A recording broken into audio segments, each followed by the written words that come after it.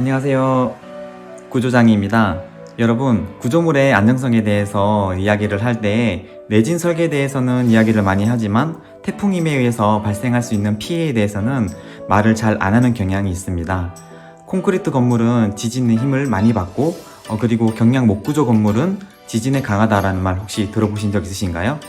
제가 이것을 직접 비교하기 위해서 경량 목구조, 경량 철골 구조, ARC 조적조, 그리고 철근 콘크리트 구조물에 작용하는 바람힘과 지진힘을 각각 제가 구조 계산을 직접 해서 비교해 보도록 하겠습니다.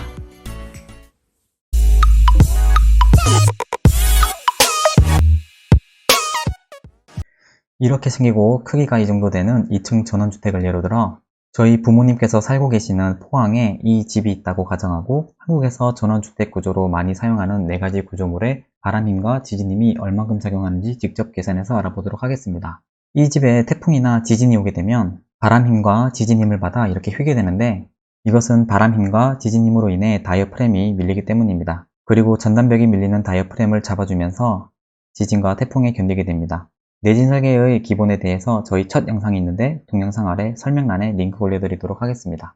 경량 목구조와 ALC 조덕조와 콘크리트 구조는 전단벽이 지진힘과 태풍힘을 받아주고 경량 철골 구조는 기둥들이 모든 지진힘과 태풍힘을 받아주는 다소 불안정한 시스템입니다. 벽체에 브레이스를 설치하면 브레이스가 있는 방향으로 가세골조가 될 수도 있고 기둥과 지붕 트러스에 접합을 잘 해주게 되면 그 방향으로는 모멘트 프레임이 될 수는 있지만 보통은 이렇게 시공하지 않는 것 같아 보였습니다. 지붕에 설치되어 있는 샌드위치 판넬은 구조적 성능이 약해서 다이어프램이 될 수 없을 수도 있습니다.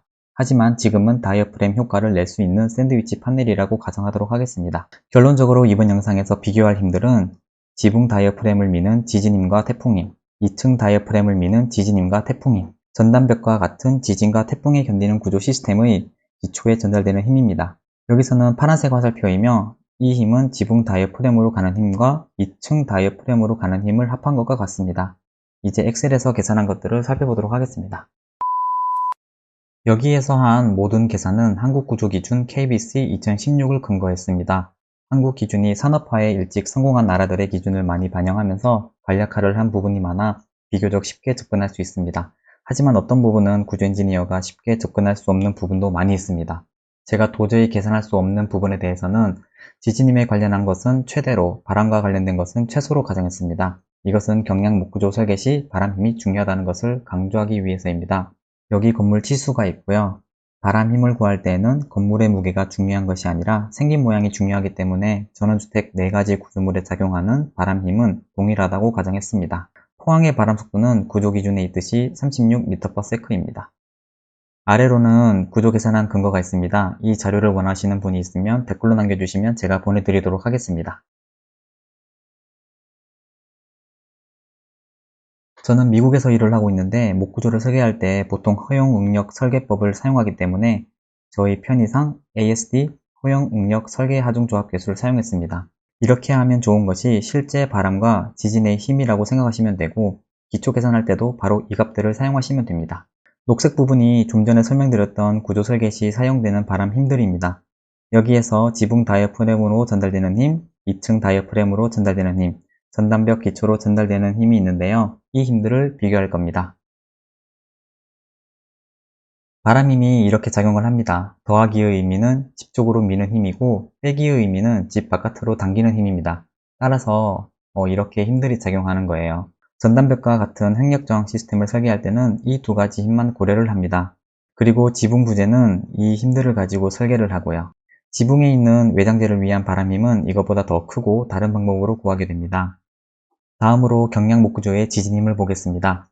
같은 크기의 집이고요. 포항에서의 유효 집안 가속도를 사용했습니다. 지진힘을 구할 때 중요한 2가지인 내진 시스템과 집의 무게, 즉 사하종입니다. 횡력 저항 시스템은 건물 골조 시스템 안에 있는 경골 목조 전단벽 시스템을 사용했습니다. 집의 평면에 따라 그리고 시공법에 따라 무게가 달라질 수 있는데 적지 않게 계산을 했습니다. 똑같이 허용응력 설계의 하중조합 계수 사용했고요. 녹색 부분이 바람 힘을 구했던 힘과 같은 힘입니다. 같은 방법으로 경량 철골의 횡력 저항 시스템은 역추형 시스템 안에 있는 캔틸레버 기동 시스템을 사용했습니다. 브레이스가 있거나 모멘트 접합이 잘 되어 있으면 R 값을 3짜리를 사용할 수도 있습니다. R 값이 높을수록 지진임이 작아집니다. 마찬가지로 여기 무게들은 달라질 수가 있습니다. 지진임은 이렇게 나왔고요. 다음으로 ALC 블록 구조입니다. 같은 크기의 유효 지반 가속도이고요. 가장 무거운 조적벽과 패널을 적용했습니다. 이제 건물의 무게가 무거워지다 보니 지진힘이 엄청 커지는 것을 이제 보실 수 있습니다. 다음으로 철근 콘크리트 구조입니다. 횡력조합 시스템으로는 내력벽 시스템 안에 있는 철근 콘크리트 보통 전단벽을 사용했고요. 그리고 이제 무게가 이전 것들과 차원이 다르죠. 그래서 구조물에 적용하는 지진힘들도 많이 셉니다. 이제 결과를 비교하도록 하겠습니다. 위에 있는 표는 지진힘들을 킬로그램 단위로 나타내어 비교한 표이고, 아래에 있는 표는 모든 건물에 작용하는 바람힘을 1로 놓고 다른 구조물들에서 지진힘과 상대적인 크기를 비교한 표입니다. 예를 들어 경량목구조에 적용된 지진힘의 크기는 같은 건물 바람힘의 63%가 되고, 철근 콘크리트 구조 주택에 적용된 지진힘은 같은 건물 바람힘의 9.88배, 즉 약 10배가 되는 것입니다. 먼저 경량목구조를 보시면 바람힘이 지진힘보다 더 큰 것을 보실 수 있습니다.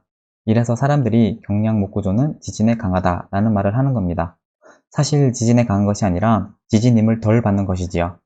경량목구조를 설계할 때에는 반드시 바람힘에 견디는지 체크가 되어야 하고, 스터드와 지붕을 설계할 때도 바람힘을 고려해야 합니다. 경량 철골 구조 역시 만약에 2층에 데크 슬라브가 아닌 다른 가벼운 슬라브가 있다면 설계 시 바람힘을 검토해야 합니다. 나머지 ALC 조적 구조와 철근 콘크리트 구조는 지진 힘에만 견딜 수 있다면 바람은 문제가 없을까요? 지붕재와 외장재에는 바람힘이 여기서 보여드린 하중보다 훨씬 세기 때문에 시공이 잘 이루어져야 합니다. 철근 콘크리트 건물은 지진힘을 너무 많이 받으니까 안 좋은 구조물일까요? 철근 콘크리트는 재료가 이미 너무 강하기 때문에 이 정도 옆에서 미는 힘들은 쉽게 버틸 수 있습니다. 그래서 초고층 건물의 재료는 거의 모두 철근 콘크리트입니다. 이 두 개의 표들은 1층 주택일 경우를 보여주는 표입니다. 2층의 무거운 온돌이 빠지니 경량목구조와 경량철골 구조의 지진힘이 많이 약해진 것을 볼 수 있습니다.